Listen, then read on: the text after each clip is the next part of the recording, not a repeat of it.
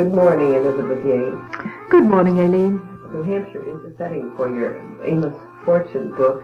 It's the story of a real person who wasn't very famous, but this is a true story, isn't it? Oh, yes, indeed it is. Amos, would you like me to tell you a little something about it? Well, Amos Fortune was a very respected tanner in the town of Jaffrey, which is just 7 miles from here.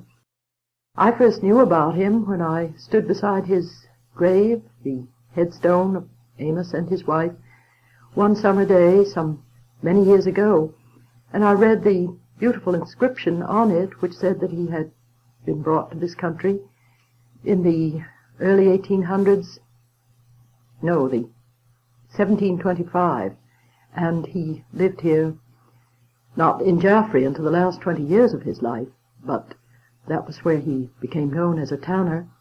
He was a slave, he bought his freedom, and he became known and loved to many people. And then Amos Fortune was his real name. Amos Fortune was not his name in Africa. He had an African name before the slave raiders came. He was a young man at the time and brought him here. And when he was put on the auction block, and stepped down from it, he was given a Christian name, Amos. And it was not until some many years later that he achieved his surname of Fortune. And the story is that whatever he did seemed to involve good fortune, either for himself or for other people. So he was rather jokingly by his friends, when he was a young workman, called Mr. Fortunatus, and that eventually became Fortune. So he became Amos Fortune. Well, that's interesting to know the derivation of this. Now, the name that you used for him, is it Atman? Yes, Atman, when he was in Africa. I had to give him that name, studying about the tribes on the west coast of Africa, where most of the slave raiders came at that time. I found that name appearing fairly often, and so I gave it to him, a little as one writing a story today and you didn't know the name of a person, you might call him John or Bill or some quite accepted name. But he came to this country as a youth, and so he had his name Amos. Did he really leave money to the school? Oh, yes, he did. Indeed. He left a fund which has grown considerably through the years, and yet there has never been a year when it has not been used since the time of his death in 1801, when it was left, right up until now, 1968. It is given for different awards, sometimes for public speaking, sometimes as a result of a spelling bee. The amounts are never large, but the Amos Fortune Fund is drawn upon every year at the end of the school year, and 2 or 3 children in the Jaffrey school system will benefit from it. It isn't just for a Negro child, it could be either white. Oh, no, it would be for anyone who would qualify in the way that the judges have decided that year it should be used. He set up a little over $200 as a fund, which in 1801 must have been a very great deal of money, and it now stands something over $1,000 because of the interest that has accrued, and yet it has been drawn upon every year in some small way, and will go on being so forever.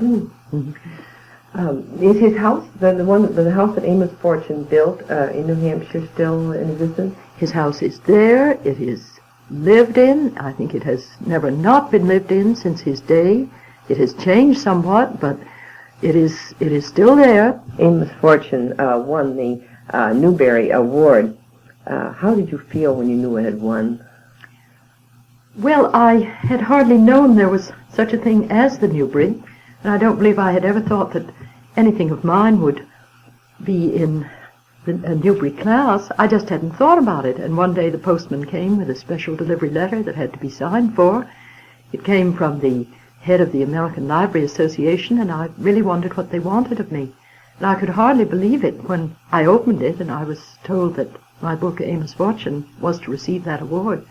Nora Unwin, who lives near you, was the illustrator, and the children always think it's too bad that the illustrator doesn't get a prize when someone wins an award like this, but they can share the thrill. Well, Nora Unwin did a very real part of that book in her pictures. She worked very hard. She spent a great deal of time in Jaffrey and around the little old house of Amos Fortune and with the various artifacts that came to light. And she has done a new cover for the new edition, a new paper cover, am I right on that? Yes, that's right. Amos Fortune this year is in its 20th edition, which seems, or 20th printing, I should say, which seems very exciting to me. And so it has been given a new jacket, which is quite different. Amos is the same, but it's just his marvelous head and face and expression and the great mountain behind him, which meant so much. And in very attractive green and brown. Yes, quite a different color, and also leaving space on the jacket, which was a requirement of the publishers, so a gold seal that typifies the Newbery medal could be placed on it. We like the stories about Peter. Was Peter a real boy? Peter is a real boy in a way. I had someone in mind that I had known quite well as a little boy in Peterborough and had been watching him growing up, watching what he had gone through with his parents. But actually, the Peter of the story never knew, the real Peter, I mean, never knew that I wrote about him. How about old Benj? Is he a real person?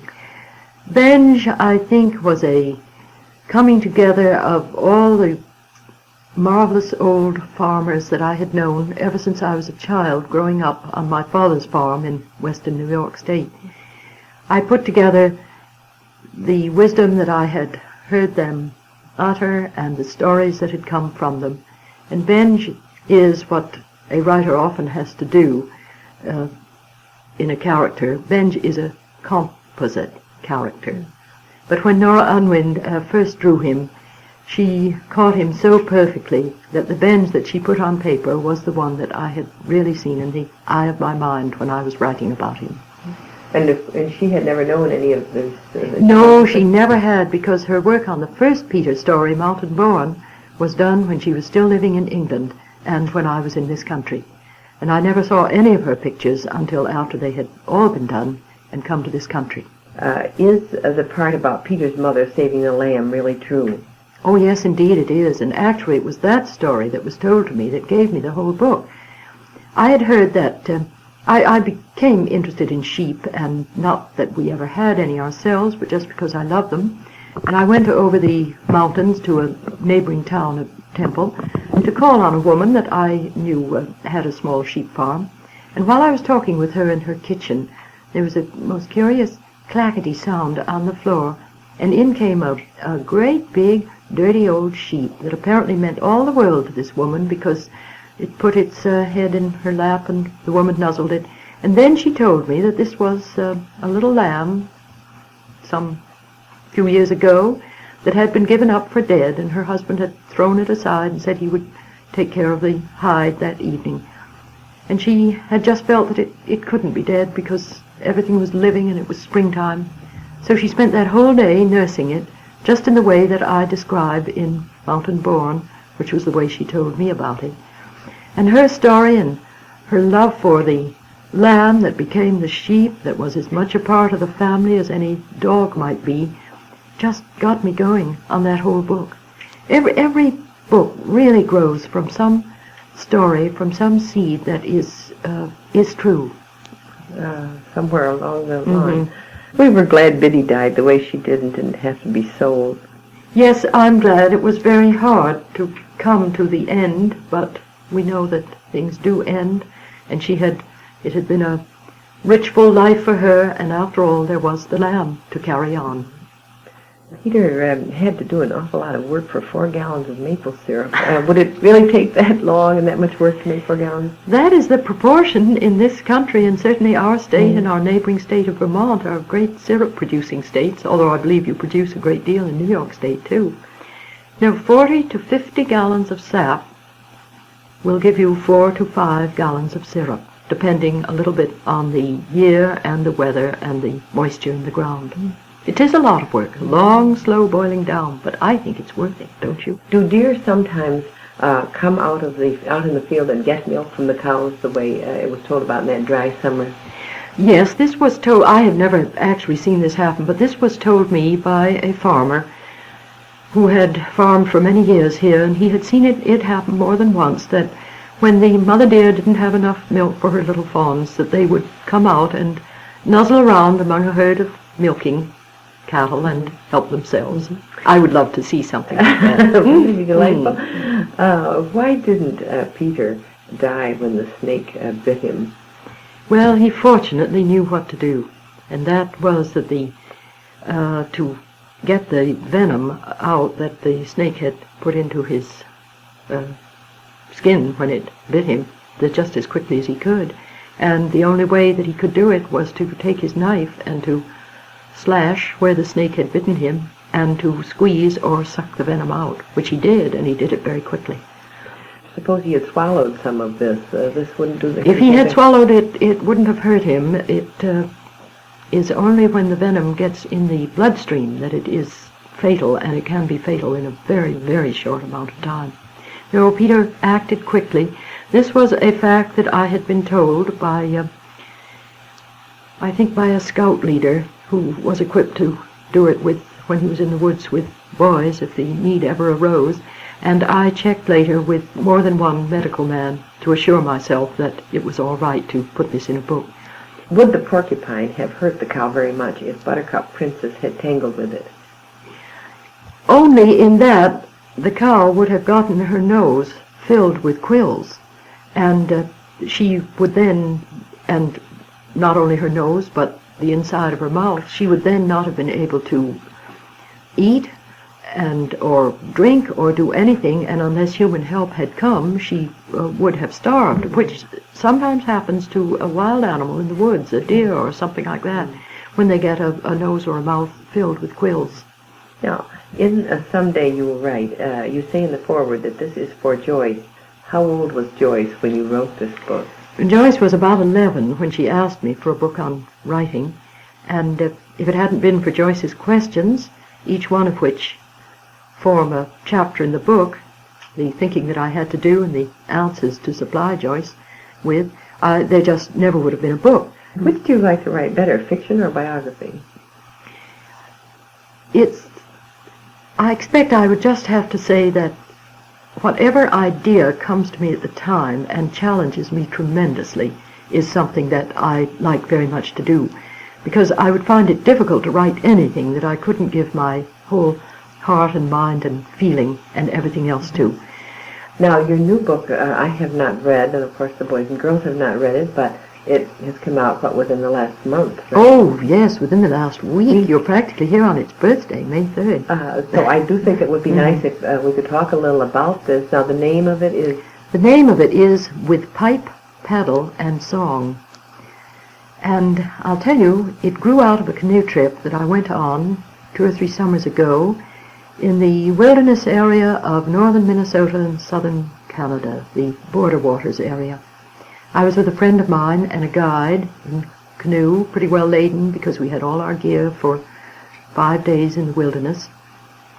And all along the way, our guide, who was a native of the regions, kept talking about the voyageurs. I'd always known a little about them. They had something to do with the fur trade. They wore red caps and bright sashes.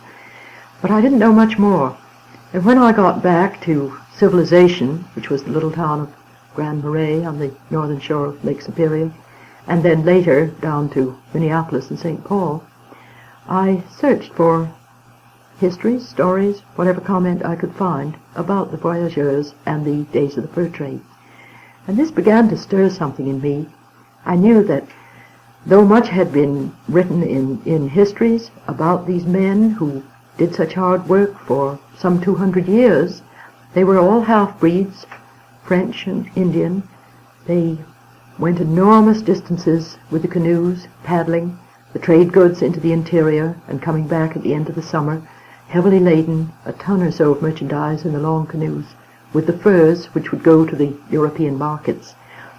So I began to think of a story, but I knew that all its facts would be accurate, would be the result of many months of research on my part, I wanted to have the freedom for my imagination to make it entirely fiction.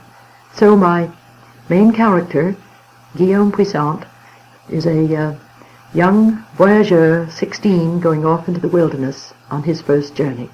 And you will know when you read the book about the title, because the clay pipes that they carried in their sashes were very important. The paddles were their means of getting the canoes over the great distances. And song, because they sang all the time. And some of those songs are in there. Yes, we have 17 voyageur songs at the back of the book with the music. Now, a book like this must take a tremendous amount of research. Yes, it did. A whole year before I even started to think out any outline for the story that would carry what I wanted to say. We know someday you write. You put your notes in the notebook. Is this the way you keep notes when you do your research in this way? Yes, I always have a notebook and a pencil with me, or a scrap of paper anyway, because I never know when I may get a good idea. It's very easy for it to flit from you. Mm-hmm. And I certainly would urge anybody who is interested in writing at all to develop the notebook habit just as soon as possible. Well, now, do you have any sort of file you transfer these to if you get from the notebook, or do you just leave them in the notebook and can find them facts this way? Well, they fall into rather logical categories. Of course, the story starts in Montreal in the early spring when the canoes are being fitted to go out. So naturally, anything that I found out about Montreal or having to do with the city and the life of the voyageurs in the wintertime would fall into one group. I usually keep my notes in different envelopes, not in too orderly a fashion probably, but just so I know. And then they move off, and there would be all that I would find about paddling and portaging and making their camps at night. And then later, when they get up into Indian country, and this is where I think the really exciting part of the story is, and also where the dream net comes in as a very major part. All that I could find out about the Indian tribe in that part of Canada and their life and customs, that falls into certain envelope. And then, by and by, when they come back again, and what it's like when they finally get home with the great weight of furs in their canoes, just before winter comes down, just before the waters will be closed over with ice. Now, are you started on a new book yet? I'm in the thinking stages. The thinking stage will go on for quite a long while. During the summer months, I like to work in the garden. I have many friends come to visit me, and there's a good deal to do. I do some teaching at different conferences during the summer. So I shall be thinking in the back of my mind what I want to write. Well, and we hope that the boys and girls are going to be able to enjoy this tape, too, and all the wonderful things that you have said to us this morning. And we do thank you. Thank you, Eileen, for asking me, and through you for having a chance to get to reach some of the boys and girls.